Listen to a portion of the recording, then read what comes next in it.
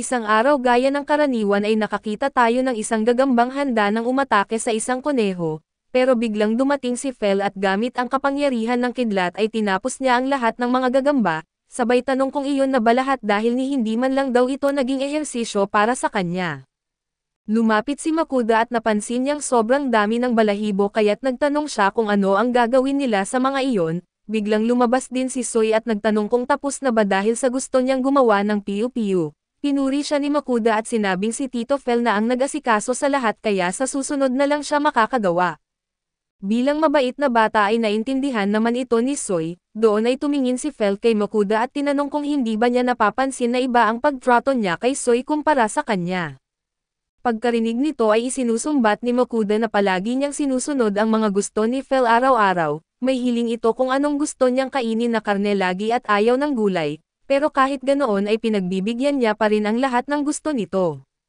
Dahil doon ay medyo nahiya si Fel pero bigla niyang sinisigawan si Makuda na gusto niyang kumain ngayon dahil buong araw siyang tumatakbo na dala siya, dagdag pa niya na dapat magpasalamat si Makuda na pinapayagan siyang sakyan ang isang alamat na halimaw. Dahil wala nang magawa ay pumayag na lang si Makuda. Lumapit siya sa mga gagamba at inilagay ang bawat isa sa kanyang imbakan, pagkatapos sa susunod na eksena ay nakita niyang wala namang gaanong karne ng iisang uri kaya't naisip niyang gagawa siya ng gyoza. Natuwa sina Soy at Fel at sumagot lang si Makuda na makikita nila mamaya, sabay bukas ng online shop para bumili ng masa at mga pampalasa para sa gyoza. Doon ay napansin ni Fel na may wagyu at agad siyang natuwa pero sinabi ni Makuda ng malinaw na bibilhin lang niya ang kailangan nila at wala ng iba. Pagkatapos bilhin ang lahat ng kailangan ay nakita natin na kumuha siya ng masa para sa gyoza, pinatibay na sabaw ng manok at langis ng sesame. Dito na nagsimula ang kanyang pagluluto at una niyang tinatadtad ang mga gulay, tapos nilagay ang karne ng Orc General sa isang mangkok at nilagyan ng pasta ng luya at bawang pati na rin toyo. Sake at pinatibay na sabaw ng manok. Sa huli ay nagdagdag siya ng langis ng sesame, asin at paminta, hinalo niya ito ng mabuti at idinagdag ang nira at repolyo at habang nilalagay niya ang halo sa masa, pinuri siya ni Soy at sinabing kamangha-mangha siya. Samantala sa likod ay nakitang naglaway na si Fel dahil tuwang-tuwa si Soy, binigyan siya ni Makoda ng masa at nilagyan ng halo para siya mismo ang magbalot.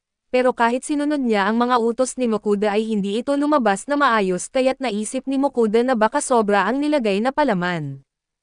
Kaya sinubukan nila muli na mas kaunti ang palaman at doon ay nakagawa na siya ng mas maayos. Nang makita nilang sobrang dami na ang nagawa nila sinimulan na niyang iprito ang mga gyoza. Ipinaliwanag niya na kapag nagkulay ginto na ang mga ito ay lalagyan niya ng harina na tinunaw sa tubig at saka tatakpan. Kapag nag-evaporate na ang tubig at nagsimulang mag-alsa ang mantika, magdadagdag siya ng langis ng sesame sa kawali at sa huling hakbang ay tatalikurin niya ang mga ito at ayon, handa na ang mga gyoza na puno ng lasa. Plano sanang ipaliwanag ni Makuda kung ano pa ang pwedeng idagdag para mas sumarap ang lasa, pero hindi na nakinig si Fel sa isang kagat lang ay naubos niya agad ang mga ito habang sumisigaw na mainit pero napakasarap, sabay sabi na pag kinagat mo ay lalabas ang karne at katas sa loob. Siyempre ay kumain din si Soy at sinabi niyang sobrang sarap din ito, pagkatapos ay sabay nilang tinaas ang kanilang mga plato at humingi ulit kay Makuda at alam na niya na hihingi sila, kaya sinabi niya na naghahanda na siya ng panibagong batch. Nang matapos kumain at mabusog ang lobo at ang slime saka lang nakatikim si Makuda ng isang plato at uminom ng alak, masayang sumigaw na walang makakatalo sa gyoza na may kasamang serbesa at bigla na lang, isang dragon ang bumagsak sa mukha niya at tinanggal niya ito at habang nakatitig sa dragon na may halong takot, nagsimula siyang sumigaw. Nakita ito ni Fel at agad niyang nakilala na isang dragon Ferico iyon, sabay sabi na bihira makakita ng ganitong uri at pagkarinig ni Makuda ng salitang dragon ay nagtanong siya kung posible bang may mga dragon na ganito kaliit. Habang nagsasalita siya ay napansin niyang nakatitig ng todo ang maliit na dragon sa gyoza. Hindi na siya nagdalawang isip at ibinigay ito at agad niyakap ng dragon na kasing laki lang ng gyoza ang pagkain at nilamon ito, malinaw sa mukha nito na sobrang nagustuhan niya. Lumapit pa ang dragon kay Makuda at hinihila ang balikat niya at humihingi pa ng gyoza. Dahil dito ay ibinigay ni Makuda ang buong plato at sabay sabi na kahit dragon ito ay nakakaaliw dahil sobrang liit at cute. Sinabihan siya ni Fel na huwag maliitin ang dragon base lang sa laki nito. dahil sobrang bilis ng mga nilalang na iyon at bukod pa roon ay kaya nilang gamitin ang mahika ng lahat ng elemento. Napanganga si Mokuda sa narinig kaya't tumitig siya sa dragon, tumitig din pabalik ang dragon at bigla na lang itong sumugod sa mukha niya at pagkaraan ng isang maliit na kislap ng liwanag, natanggal ni Mokuda ito at biglang narinig na nagsasalita ang dragon, sinasabing sobrang sarap nito at humihingi pa. Sa una ay hindi maintindihan ni Mokuda kung sino ang nagsalita kaya tinanong niya si Fel kung sino iyon, napabuntong hininga si Fel at ipinaliwanag na ang Dragon Ferico na iyon ay naging kanyang pamilyar. Kinumpirma ito ng maliit na dragon na masayang sumigaw na alam niyang hindi siya nagkamali dahil nakipagkontrata siya bilang pamilyar para lang makakain ng mga masasarap na pagkain, muling napasigaw si Mokuda habang napaupo sa gulat. Sinusubukan niyang intindihin ang lahat at tinanong ang dragon kung isa ba talaga itong mahalagang Dragon Ferico, at kung pamilyar lang ba siya para makakain ng masarap at sumigaw si Mokuda na pag-isipan niya muna ito. Pero sinagot siya ng dragon na pinag-isipan na niya ito at ito na ang pinakamasarap na pagkain na natikman niya, kaya alam niyang kung sasama siya kay Mokuda ay makakakain pa siya ng maraming ganito at humarap si Fel sa dragon at tinanong kung alam na ba nito na ang isang mahiwagang halimaw ay walang nawawala kahit maging pamilyar ng isang tao sa loob lang ng ilang dekada.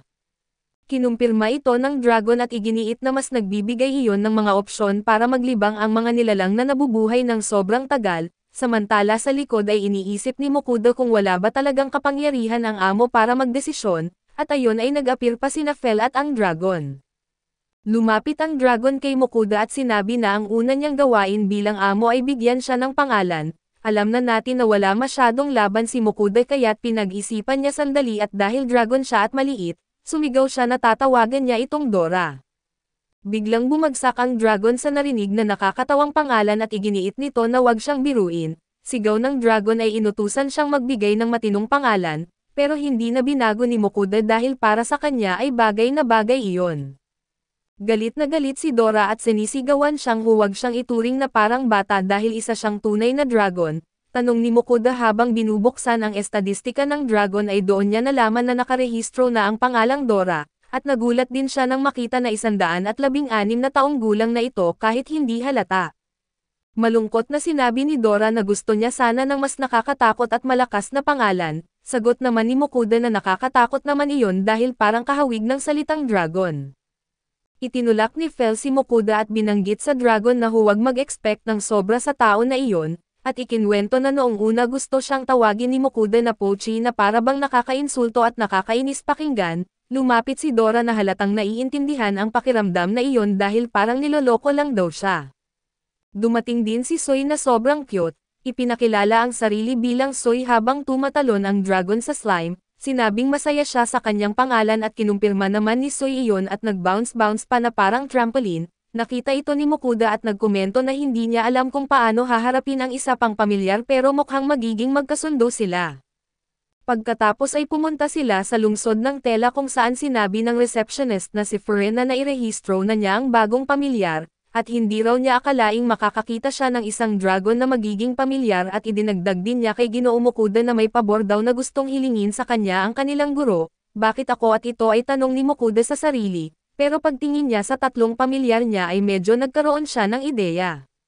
Doon ay dumating ang isang duwende na nagngangalang Rodolfo ang guro ng nasabing guild. Tinanong nito kung totoo bang Dragon Ferico ang kasama ni Mokuda at ikinwento na naririnig lang niya noon ang mga alamat tungkol sa kanila at hindi niya inakalang makakakita siya ng isa.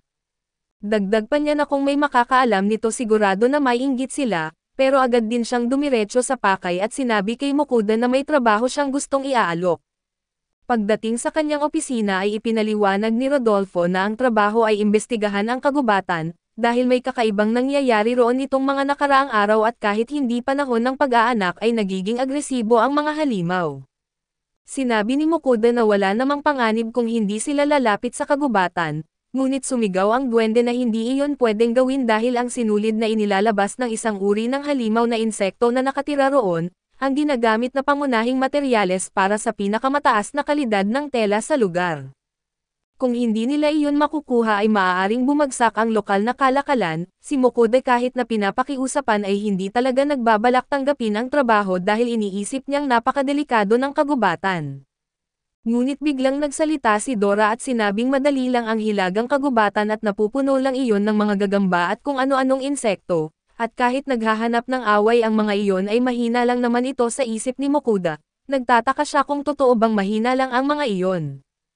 Habang nag-iisip siya, si Rodolfo naman ay tahimik lang na nakatingin kay Mokuda at hindi na nagsalita patungkol sa kanyang pakiusap, pero bumalik ang usapan nang sasabihin na sana ni Mokuda ang kanyang desisyon at inakala ng maestro na tatanggihan niya ito. Ngunit laking gulat nito nang biglang naglabas si Mokuda mula sa kanyang imbakan ng isang tarantulang may lason, sabay paliwanag na tinalo ni Fel ang mga iyon at humingi rin siya ng paumanhin sa maestro dahil hindi niya alam na napakahalaga pala ng mga ito para sa lungsod.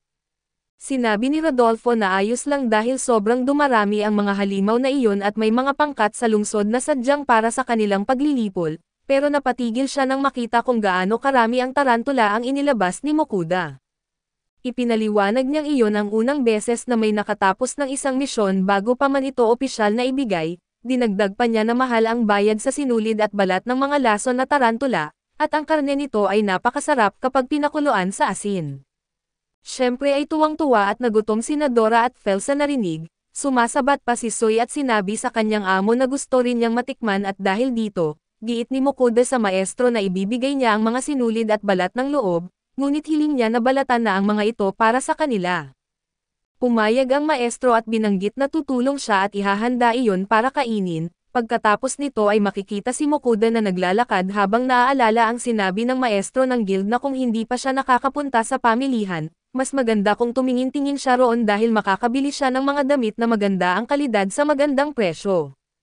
Pagdating niya roon ay napansin niyang sobrang ganda nga ng mga tela, ngunit medyo mahal pero nang pag-isipan niya na kung ganoon kaganda ang kalidad ay baka nga mura na iyon para sa klase nito. Nilapitan siya ng may-ari ng tindahan at sinabing hindi niya mahahanap ang ganoong presyo sa ibang lungsod, dahil dito ay mas naengganyo si Mokuda at nagpa siya na samantalahin ang pagkakataon para bumili ng marami. Medyo inis si Fel at iginiit na kung gusto niya ng damit kahit ano na lang ang bilhin niya.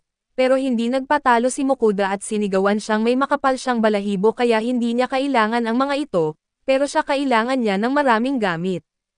Pagkatapos ng pamimili ay bumalik sila sa guild kung saan inihanda na ng maestro ang lahat. Nang makita ni Mokuda ang ginawa ay napansin niyang parang katulad ng alimango ang hitsura, pinatikim siya ng maestro ng kaunti.